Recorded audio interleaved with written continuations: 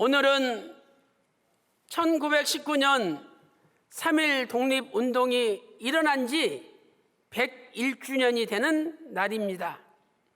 오늘 우리는 하나님 앞에 3.1 독립운동 감사 예배를 드리고 있습니다. 1919년 3월 1일 오후 2시 탑골 공원, 오늘날 파고다 공원에서 5,000명의 국민들이 모여서 대한 독립 만세를 부르고 대한 독립을 선언하였습니다. 그 시간에 태화관에서는 독립선언문에 서명한 33인 가운데 부흥회 때문에 참석하지 못한 4분을 빼놓고 29분이 모여서 독립선언문을 낭독하고 대한독립만세를 불렀습니다. 이 3.1 독립운동은 3월 1일부터 시작하여 전국적으로 1,542회가 열렸습니다. 대단한 일이죠. 그리고 우리나라 국민 200만 명 이상이 참석하였습니다. 이 독립운동을 통하여 사망한 사람은 7,509명입니다. 7,509명이 사망했죠. 또한 부상당한 사람은 15,961명이 부상당했습니다. 15,961명. 검거된 사람은 자그마치 46,948명이 검거되었습니다. 이렇게 대한 독립을 목놓아 외치면서 우리 국민들은 기꺼이 생명을 바쳐 독립운동을 하였던 것입니다. 민족대표 33인이 독립선언서에 서명을 하였습니다. 원래는 3월 3일 날로 거사일을 정했죠. 그런데 3월 3일이 고종 황제의 발인 날입니다. 고종 황제가 1월 22일 날 갑자기 사망했습니다. 일본 사람들이 독살했다는 이야기가 다 퍼졌습니다. 그리고 3월 3일이 발인 날인데 이날에 이렇게 대규모 집회를 한다는 것은 예법에 어긋난다라는 의견이 있어서 하루 당겨서 3월 2일로 거사일을 정했죠. 그런데 마침 3월 2일이 주일입니다. 이 독립운동에 참여한 33인 가운데 16명이 기독교 대표인데 어떻게 주일을 어길 수가 있느냐? 우리가 독립운동을 하더라도 주일은 지켜야 된다. 이러한 일 때문에 결국 하루 더 당겨서 1919년 3월 1일 날 3.1 독립운동이 시작되었던 것입니다. 이 독립운동에 참여한 사람 민족 대표는 33인입니다. 오늘은 이 33인이 어떤 사람들이고 또 이 33인을 통하여 오늘날 우리가 어떻게 나라 사랑의 정신을 배워야 되는지 같이 은혜를 나누도록 하겠습니다. 첫 번째로 3.1 독립운동은 종교를 초월한 운동이었습니다. 3.1 독립운동은 종교를 초월한 운동이었죠. 첫째로 기독교 대표 16명, 불교 2명, 그리고 천도교 15명, 그래서 총 33인이 민족 대표로 참여하였습니다. 기독교 측을 대표한 이승훈 독립운동가가 대표를 했죠. 이승훈. 그리고 천도교를 대표한 사람은 최린이었습니다. 이승훈과 최린은 만나서 3가지 목표에 동의했습니다. 첫 번째로 일원화, 하나가 된다. 일원화. 두 번째는 대중화. 우리만 운동하는 것이 아니라 전 국민적인 운동이 돼야 된다. 대중화. 세 번째는 비폭력. 폭력을 쓰지 않는 비폭력이라는 3대 원칙하에 기독교, 천도교, 불교가 하나 되기로 합의를 하였습니다. 그런데 이렇게 이론하에 합의를 하고 독립선언문까지 작성하였습니다. 그런데 참으로 인간이 나약한 것이 33명이 서명을 하는데 누가 먼저 이름을 쓰느냐, 이것 가지고 33명 민족 대표들이 옥신각신했습니다. 이때 기독교를 대표한 이승훈 독립운동가가 이렇게 이야기를 했죠. 이거 죽는 순서인데 누가 먼저 쓰면 어때? 그러면서 손병희 당신이 먼저 써, 이렇게 외쳤습니다. 이거 죽는 순서인데 왜 서로들 자기 이름 먼저 쓰려고 그러냐고, 누가 먼저 쓰면 어떠냐고, 그러면서 손병희 당신이 먼저 써, 이렇게 이승훈 독립운동가가 이야기한 거죠. 손병희 씨는 천도교 3대 교주로서 천도교를 대표하는 사람이었죠. 그러니 기독교 대표자인 이승훈 씨가 양보를 한 거예요. 숫자는 더 많지만 천도교 먼저 쓰라고 이렇게 양보를 했습니다. 여러분들이 민족 대표 33인의 순서를 보세요. 제일 먼저 이름이 기록된 사람이 천도교를 대표하는 손병희였습니다. 그리고 두 번째가 기독교를 대표해서 길선주 목사, 세 번째 이필주 목사가 서명했죠. 그리고 네 번째로 불교를 대표해서 백용성이라는 이름이 기록되어 있습니다. 이렇게 나라를 사랑하는 데는 종교에 구별이 없습니다. 나라가 없는데 무슨 종교가 있겠습니까? 하나님의 사람 박윤식 원로 목사님께서는 나라가 없으면 교회도 없다, 이렇게 우리에게 가르쳐 주시면서 우리 믿는 사람들이 나라와 민족을 위해서 기도하며 애국애족에 앞장서야 된다고 우리에게 이 머리에 박히도록 가르쳐 주셨습니다. 두 번째로 31이라는 숫자는 기독교와 관련이 있습니다. 1919년 3월 1일 날 독립운동이 펼쳐졌죠.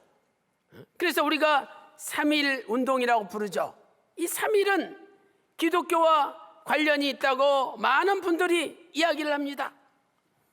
물론 이것은 신학적인 기술이 아니죠. 많은 사람들이 그렇게 연결을 시키고 있습니다. 우리가 믿는 하나님은 삼위일체 하나님이죠. 성부 하나님, 성자 하나님, 성령 하나님, 삼위가 한 하나님이다. 인간의 머리로는 도저히 이해할 수 없는 신비로운 하나님의 말씀입니다. 이렇게 3.1이라는 것은 삼위일체의 하나님의 역사하심을 나타낸다는 거예요. 그래서 1919년 3월 1일 날 독립운동이 일어난 것이 우연이 아니라 하나님의 살아계신 삼위일체 하나님의 섭리 가운데 이루어졌다고 많은 믿는 사람들이 이야기를 하고 있습니다. 또한 3.1이라는 숫자는 우리 대한민국의 독립을 바라는 간절한 국민들의 마음이 담겨 있습니다. 국가, 대한민국이라는 이 국가, 대한제국이 독립해야 되지 않습니까? 국가는 영토, 국민, 주권이라는 세 가지 요소로 한 나라가 됩니다. 그래서 3.1이라는 속에는 빼앗긴 땅, 빼앗긴 국민, 빼앗긴 주권을 우리가 되찾아서 우리 대한민국 한 나라가 독립돼야 된다는 국민들의 간절한 염원이 그 속에 담겨 있는 것입니다. 저는 지난달에 네덜란드에 갔었습니다. 이 네덜란드는 1517년 루터가 종교개혁을 일으킨 후에 그 종교개혁주의 사상이 꽃을 피우고 열매를 맺은 곳이 네덜란드입니다. 1900년도 초반까지 세계에서 가장 개혁주의 신앙이 왕성했던 곳이 네덜란드죠. 그래서 세계 3대 칼빈주의 개혁주의 신학자로 유명한 헤르만 바빙크, 아브라함 카이퍼라는 유명한 개혁주의 종교개혁자들이 탄생한 곳이 바로 네덜란드입니다. 1920년대 아브라함 카이퍼는 네덜란드 수상으로서 일하면서 개혁주의 신학을 꽃피웠습니다. 그런데 오늘날 네덜란드는 어떻게 되었습니까? 100년이 지났는데 지금 네덜란드에 매주일 교회에 나가는 실제 크리스찬은 5%가 안 됩니다. 오히려 1900년대 이슬람은 1%도 안 됐는데, 아예 없었는데 지금 이슬람이 오히려 기독교 숫자보다 더 많아졌습니다. 왜 이렇게 네덜란드가 기독교가 쇠퇴하고 종교개혁주의 사상이 쇠퇴하고 말았습니까? 현재 네덜란드에는 1800개의 교회가 있습니다. 그런데 놀랍게도 교단은 600개 교단을 가지고 있습니다. 우리나라도 교단이 200개가 넘잖아요. 네덜란드 교단이 600개예요. 교회는 1800개인데 세계 교회마다 한 교단을 만든 거죠. 그래서 인간적인 신학 사상으로 다 4분 5열 분열됐기 때문에 결국 네덜란드 기독교가 점점 쇠퇴하게 된 겁니다. 인간적인 신학은 교회를 분열시킵니다. 그러나 하나님의 말씀은 교회를 하나로 만듭니다. 이번에 네덜란드에서 구속사 세미나를 했는데 참석하신 많은 목사님들이 앞으로 우리 네덜란드에 꼭 오셔서 이 구속사 말씀을 좀 가르쳐 달라는 거죠. 신학은 분열을 일으키지만 하나님 말씀은 하나로 만든다는 거예요. 오늘 우리 대한민국 교회, 대한민국이 사는 길은 분열이 아니라 하나 되는 겁니다. 3.1운동은 기독교, 불교, 천도교를 초월해서 대한민국 국민들이 하나가 됐기 때문에 전 세계에 대한민국의 살아있는 기계를 외칠 수가 있었던 것입니다. 예수님께서는 예루살렘에 입성하시면서 예루살렘의 멸망을 바라보시고 눈물을 흘리셨습니다. AD 70년에 로마의 디도 장군이 예루살렘을 점령해서 110만 명을 죽였죠. 예수님은 벌써 앞으로 일어날 그 일을 내다보시며 너무나 안타까워 눈물을 흘리셨습니다. 누가복음 19장 41절 42절 말씀을 보세요. 가까이 오사 성을 보시고 우시며 가라사대 너도 오늘날 평화에 관한 일을 알았다면 좋을 뻔하였거니와 너희 눈에 숨기었도다. 예수님이 이사야 9장 6절에 평강의 왕이십니다. 예수님이 평강의 왕으로 이 땅에 오셨어요. 그런데 그 예수님을 몰라봅니다. 그래서 너희가 평화에 관한 일을 알았다면 좋을 뻔하였거니와 너희 눈에 숨기었도다 탄식하셨습니다. 그러면서 예수님께서 예루살렘의 멸망을 안타까워하시면서 눈물을 흘리셨던 것이죠. 사랑하는 성도 여러분, 오늘 3.1 독립운동을 맞이하여 우리 평강제일교회뿐만 아니라 전 세계 믿는 사람들, 우리 대한민국 국민들이 이제는 대동단결하여 하나가 되어야 될 줄로 믿습니다. 분열하면 망하지만 하나가 되면 삽니다. 세상의 학문은 우리를 분열시키지만 하나님의 말씀은 우리를 하나로 만듭니다. 오늘도 하나님의 말씀, 구속사 말씀을 전 세계 열방에 전함으로 전 세계가 예수 안에서 하나 되고 전 세계가 전쟁을 멀리하고 평화적으로 공존하며 모두가 잘 살게 되는 놀라운 역사가 일어나시기를 주님의 이름으로 축원합니다. 큰 두 번째로 3.1 독립운동은 기독교가 앞장선 독립운동이었습니다. 3.1 독립운동은 기독교가 앞장선 독립운동이었죠. 33인 가운데 기독교 대표가 16분으로 가장 많았습니다. 그 16명 가운데 목사가 9명이었다고 역사는 증거하고 있습니다. 목사 9분에 전도사 1분, 그래서 이 교역자가 10명이나 있었습니다. 오늘 그 중에 대표적인 세 분을 살펴보도록 하겠습니다. 첫 번째로 길선주 목사님이 있었습니다. 길선주 목사. 길선주 목사는 한국인 가운데 최초로 목사가 되신 분입니다.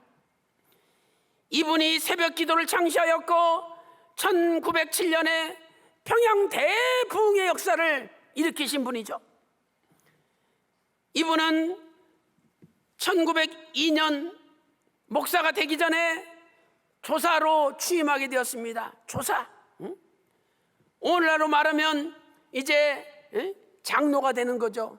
또 교회의 안수 집사처럼 이 교회를 돌보는 사람이 되는 거예요. 그때 길선주 목사 월급이 89원이었습니다. 89원. 그런데 조사가 됐더니 얼마 줄 거냐 물어봤더니 6원을 준다는 거예요. 6원. 89원 받던 사람이 6원을 받아요. 비교가 안 되죠. 살 수가 없죠. 그래서 길선주 목사는 내가 비록 돈을 적게 받는다 할지라도 하나님 일을 할 수 있는 자리에 나를 세워줬다는 게 얼마나 감사하냐. 그러면서 1902년에 약국에 일하는 걸 다 버리고 조사가 되었습니다. 그는 부흥회로 성도들에게 말씀을 가르치다가 늦어서 태화관에 2시에 도착하지 못했습니다. 그러나 1919년 3월 1일 직접 일본 총독부에 직접 나아가서 내가 33인 중에 대표다. 그러면서 나를 잡아가라. 이렇게 감옥에 들어갔습니다. 그는 감옥에서 요한계시록을 10,000번을 읽었다고 알려지고 있습니다. 1935년 평안북도 월곡동 교회에서 부흥회를 인도하다가 뇌일혈로 쓰러져 가서 그 자리에서 설교하다가 쓰러져 하나님의 부르심을 받았다고 역사는 기록하고 있습니다. 평양 대부흥을 일으켰던 길선주 목사님이 33인 중에 기독교 대표로 첫 번째 들어가 있다는 사실을 우리는 기억해야 됩니다. 두 번째, 이필주 목사님이 있었습니다. 이필주 목사님, 장로교 대표가 길선주 목사님이었다면 감리교 대표는 이필주 목사님이었습니다. 이필주 목사는 고종 황제 군대에 오늘날로 말하면 중사 계급쯤 되는 부교라는 하급 지휘관으로 있었습니다. 부교, 오늘날의 중사 계급이죠. 그리고 1902년에 전염병이 돌아서 아들 2명을 전염병으로 순식간에 같이 잃었습니다. 그리고 난 다음에 인생의 허무함을 깨닫고 하나님의 부르심을 받아 세례를 받고 기독교로 귀의하였습니다. 그때가 1902년입니다. 그는 1915년 4월 달에 목사 안수를 받았으며 1918년 6월달 정동교회의 담임 목사가 되었습니다. 그 당시에 감리교 교회 중에 서울 시내 가장 유명한 교회가 정동교회였잖아요. 그 정동교회의 담임 목사가 되었습니다. 그는 33인 대표라는 이유로 붙잡혀서 감옥에 들어갔습니다. 재판을 받을 때 그는 담대하게 외쳤습니다. 조선은 독립국이며 3.1 독립선언은 조선인이 자주민이라는 것을 온 세상에 선포하는 것이다. 판사 앞에 당당하게 외쳤습니다. 그는 징역 2년을 선고받고 1921년 11월 4일 만기 추록하였습니다. 그는 감옥에서 나온 다음에 전국을 돌면서 성령이 충만해서 부흥회를 인도하고 예수 그리스도의 십자가에 피 묻은 복음을 전하였습니다. 많은 사람들이 회개하고 많은 병자들이 고침을 받았습니다. 사람들이 다 놀랬죠. 그때 이 빌주 목사는 이렇게 말했습니다. 이것은 다 성신, 성령의 능력이요 주의 도우심이라 하나님을 찬양하고 모든 영광을 하나님께 돌릴 뿐이니이다. 이렇게 고백하였습니다. 그는 노령에 건강이 악화되어 1942년 3월 달에 하나님의 부르심을 받아 천국에 입성하였습니다. 세 번째 살펴볼 분은 신석구 목사님이십니다. 신석구. 이 독립선언서에 처음에는요 32명이 서명을 했어요. 서명하는 사람이 32명이었습니다. 그런데 2월 27일 밤에 신석구 목사가 마지막으로 합류하면서 33인이 된 거죠. 그는 가장 늦게 합류하였는데 가장 열정적으로 독립운동을 했던 분입니다. 신석구 목사는 1875년 충북 청원에서 태어났습니다. 1875년 충북 청원.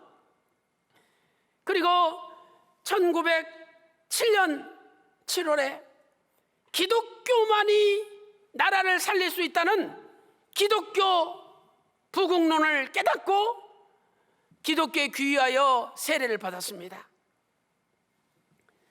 3.1운동 10일 전에 민족의 대표로 서명하자는 제안을 받았습니다. 그러나 그는 마음에 고민과 갈등이 있었습니다. 자신이 목사인데 목사로서 이 정치에 참여하는 것이 올바른 일인가 하는 갈등이 있었습니다. 또한 천도교, 불교랑 연합을 하는데 과연 다른 종교와 연합하는 것이 하나님 뜻에 맞는지 맞지 않는지 고민이 되었습니다. 그래서 그는 일주일 동안 간절히 기도하였습니다. 그러다가 2월 27일 새벽에 하나님의 음성을 들었습니다.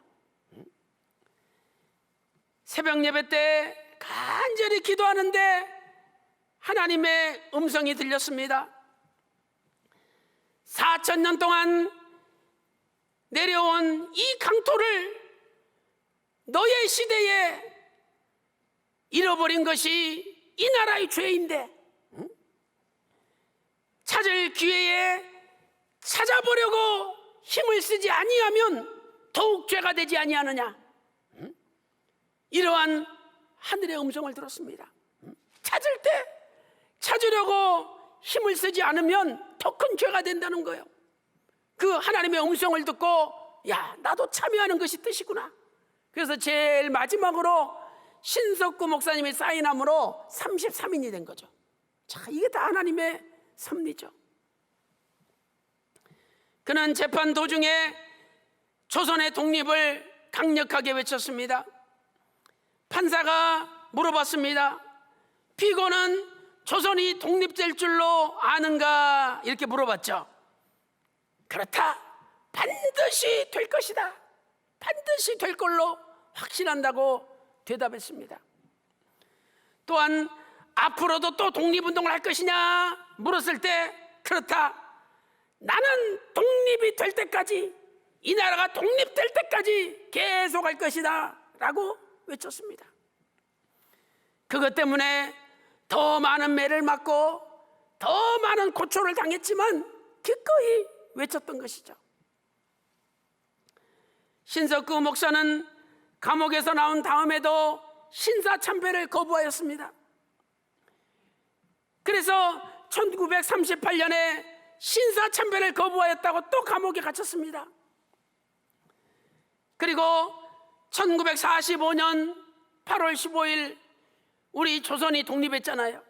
그 독립하기 3달 전 1945년 5월 달에 일장기를 개항하라 그랬는데 또 일장기 개항을 거부하다가 또 감옥에 갇혔습니다. 그래서 신석구 목사는 감옥에서 우리나라의 해방을 맞이하였죠. 그런데 감옥에서 해방을 맞이하고 이 북한 지역을 이제 공산당이 점령하였습니다. 성도들이 목사님 월남합시다, 남한으로 내려갑시다, 간곡히 부탁했습니다. 그때 신석구 목사님은 아니 예수 그리스도의 몸된 교회를 놔두고 내가 어디를 내려가느냐, 이 많은 성도들이 여기 남아있는데 나 혼자 살라고 내려가느냐, 그러면서 월남을 반대했습니다. 그리고 북한에 남아서도 계속 공산주의 반대 운동을 거행하였습니다. 그 결과 1949년 그는 평남 재판소에서 사형 선고를 받았습니다. 그리고 그가 평남 형무소에 갇혀 있는 와중에 6.25 전쟁이 일어나고, 그리고 그 6.25 전쟁 가운데 이제 다시 연합군 16개국이 참전함으로 우리나라가 38선을 넘어서 북으로 밀고 들어왔지 않습니까? 그때에 북한 공산당은 신석구 목사님을 비롯해서 감옥에 있는 모든 사람들을 총살했습니다. 1950년 10월 10일 평양의 비류강변에서 75세로 신석구 목사는 총살을 당했습니다. 사랑하는 성도 여러분, 신석구 목사는 끝까지 나라와 민족을 위해서 독립운동을 하였으며 신앙이 어긋나는 신사참배 일장기 개항을 반대했습니다. 그리고 공산주의 치하에서 끝까지 반공을 외치면서 공산주의 총을 맞아 순교를 당했던 것이죠. 사랑하는 성도 여러분, 우리를 설립하신 휘선 박윤식 원로 목사님께서도 이 지구상에서 공산주의는 없어져야 된다라고 외치셨습니다.